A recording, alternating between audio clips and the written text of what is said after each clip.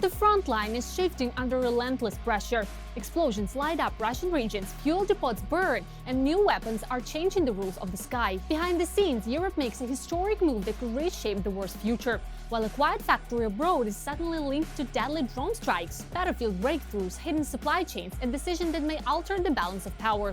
The full story is far bigger than it seems. Let's break down what's happening right now. Hello, this is Ukraine Today. Maria Farafonova here with the latest updates.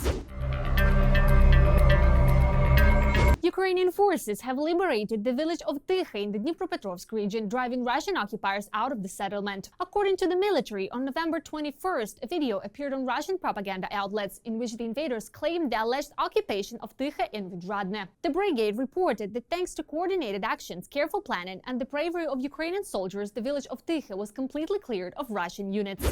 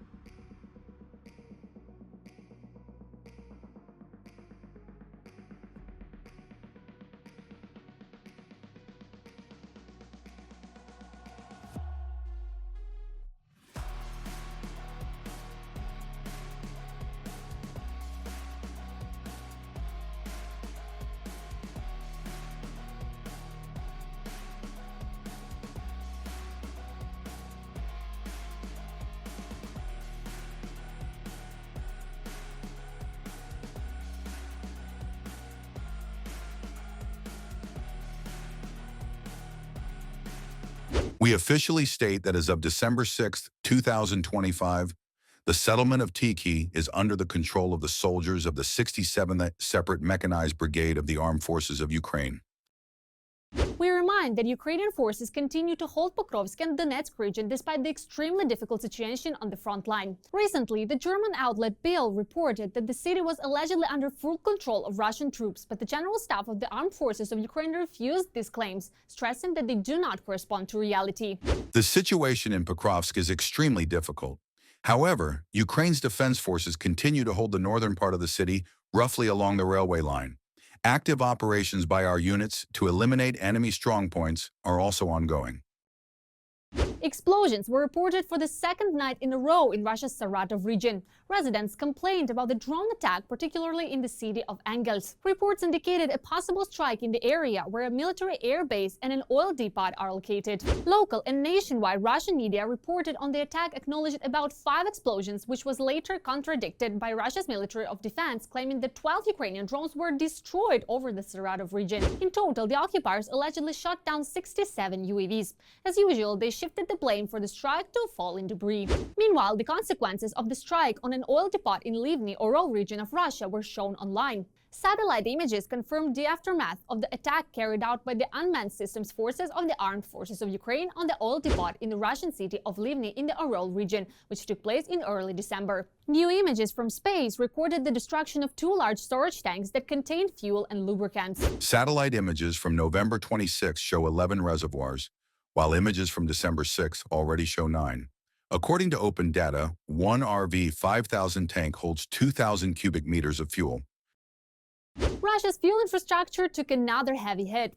In Krasnoyarsk's fuel storage facilities caught fire after explosions near local thermal power plants. According to eyewitnesses, 2 explosions occurred close to CHP-1. It was reported that the fire spread across 850 square meters. Warehouses near the Krasnoyarsk CHP plant were burning. According to local residents, the blaze was eventually contained. F-16 fighter jets in service with Ukraine have likely begun shooting down Russian Shahed drones using the inexpensive and effective APKWS-2 rockets. This was reported by the Defense Express outlet. The report refers to LAU-131 launch pods for Hydra 70 rockets, which can use the APKWS-2 kit with semi-active laser guidance.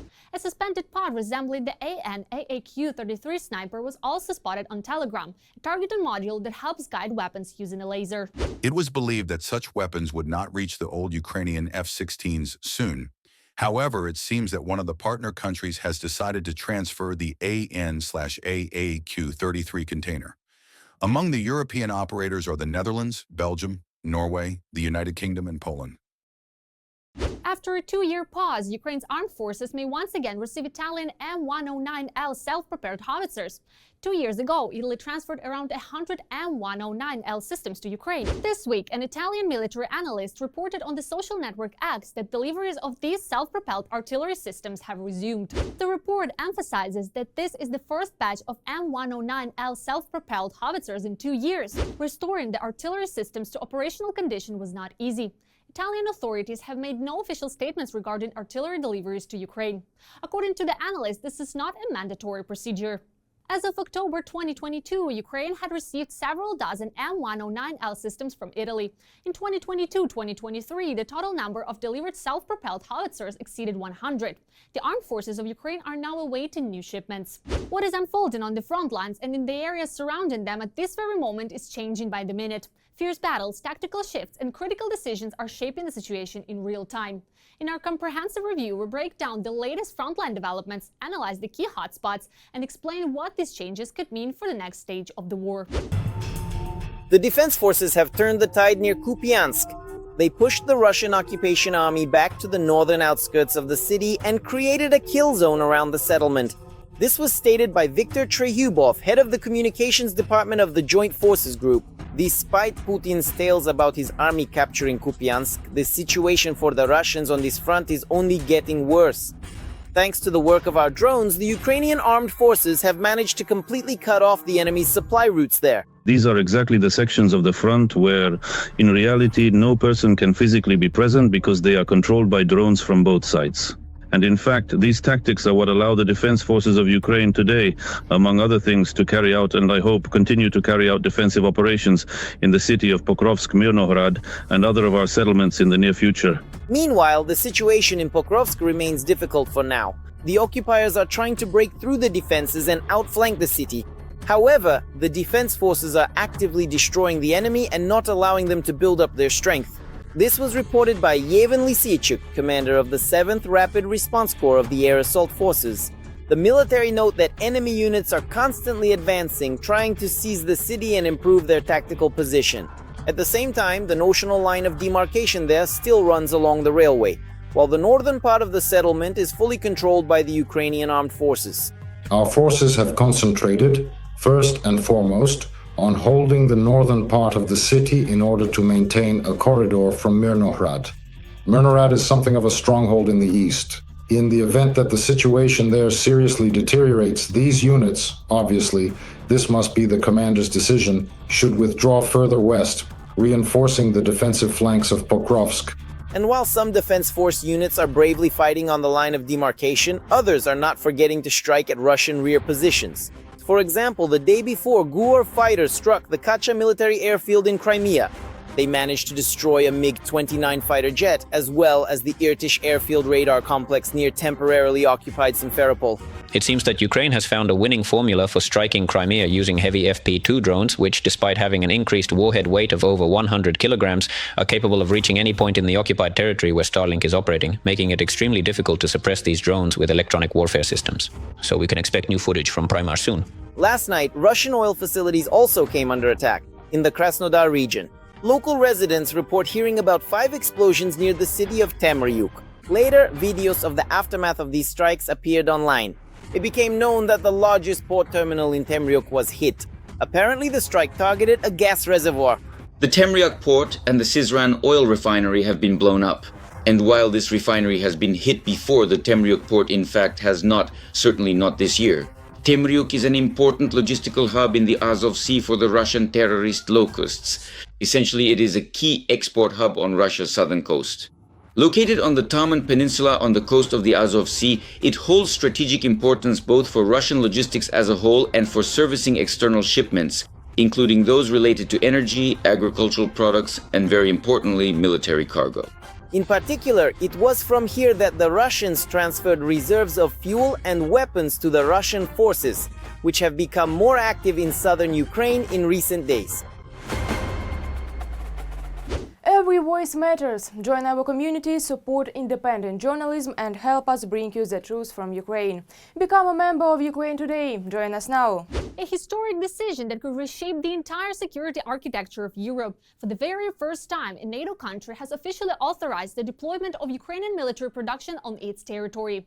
The groundbreaking move comes from Denmark, where construction has already begun on a facility set to manufacture solid rocket fuel for fire-point systems, including the company's flagship Flamingo missile. This unprecedented step marks a new level of military-industrial cooperation between Ukraine and the alliance. How this project could influence the trajectory of the war and tilt the balance of power on the battlefield in our next report. A step that changes the entire architecture of European defense. For the first time in NATO's history, a member country of the alliance is officially allowing Ukraine to set up defense production on its territory. The Danish government announced the project on September 3, 2025, calling it a helping hand for Ukraine in its ongoing struggle to preserve sovereignty and security amid the continuing conflict with Russia. In the small Danish town of Vojens in southern Jutland, next to the Skridstrup air base where F-16s are on combat duty, the first piles for a Ukrainian factory are being driven into the ground. This is much more than just the construction of another industrial facility. This is the architecture of future European security. The best help we can give Ukraine right now is to support the Ukrainian defense industry. Ukraine must become even more self-sufficient, and by welcoming the first Ukrainian company in Denmark, we are taking another step in our support. This way, production will not be halted by Russian attacks, and at the same time, cooperation between Ukrainian and Danish companies will be strengthened. The project is being implemented by the Ukrainian company Firepoint, known for developing the Flamingo missile, one of the most successful Ukrainian innovations in recent years. But in Denmark, they will not be producing missiles themselves, but rather their heart, the solid rocket fuel, a critically important component required by every long-range system, every interceptor, every complex that is currently targeting Russian military objectives. Denmark stands shoulder to shoulder with Ukraine. Their fight for freedom is our fight for freedom. Putin shows every day that he will not stop, so we must help the Ukrainians stop him. We are doing this by allowing Firepoint to establish itself in Denmark. At the same time, we are creating new, closer ties between the Danish and Ukrainian defense sectors and our companies. This contributes to our security and creates more opportunities for Danish companies to support Europe's defense and Ukraine's fight for freedom. The location next to the airbase was chosen for a reason. It offers ready-made infrastructure and enhanced security, as well as the possibility of integration into NATO's common logistics routes. And Denmark is allocating 500 million kroner for this. We are increasing the security of our own production. We understand that any production facility on the territory of Ukraine could be targeted by Russian missiles and simply destroyed. Construction is scheduled to be completed in 2026, and when the plant begins operations, Europe will gain a new element of its security, Ukrainian in content and European in protection. This means that, for the first time in years of war, a model will emerge in which defense support for Ukraine becomes not just a response to impulses, but a long-term system. The people of Denmark understand all too well all the profound and devastating problems caused by the relentless Russian shelling and the brutal Russian invasion of Ukraine. They, like no one else, like the Scandinavian countries, understand this perfectly well. That's why they are the first to come to us, to meet us halfway. They are moving towards such joint ventures, towards establishing joint enterprises, opening production facilities on their own territory to help Ukraine, and in the future in missile production, because creating solid rocket fuel is just the first stage. I think the next stage will be the deployment of both missiles and the production of Ukrainian missiles on Danish territory. the day before Denmark allocated its 28th military aid package, amounting to 1.4 billion kroner. 100 million kroner are being directed to finance weapons production in Ukraine under the so-called Danish model, a mechanism Copenhagen devised itself, which is now becoming an example for other allies. This is when a partner country not only purchases weapons but also helps to develop production where it is truly needed in Ukraine, under Ukrainian control, for the Ukrainian army. Over 370 million more are being allocated for the purchase of American weapons for Ukraine through the Pearl Initiative, a mechanism that Denmark, Sweden and Norway first launched back in 2025, supplying missiles for the Patriot systems. This is a direct strengthening of Ukraine's air defense in the coming months. A separate portion, 80 million kroner, will go toward fuel, which will be purchased through the NATO Support and Procurement Agency. It may seem like a small detail, but it's precisely such details that keep the army moving.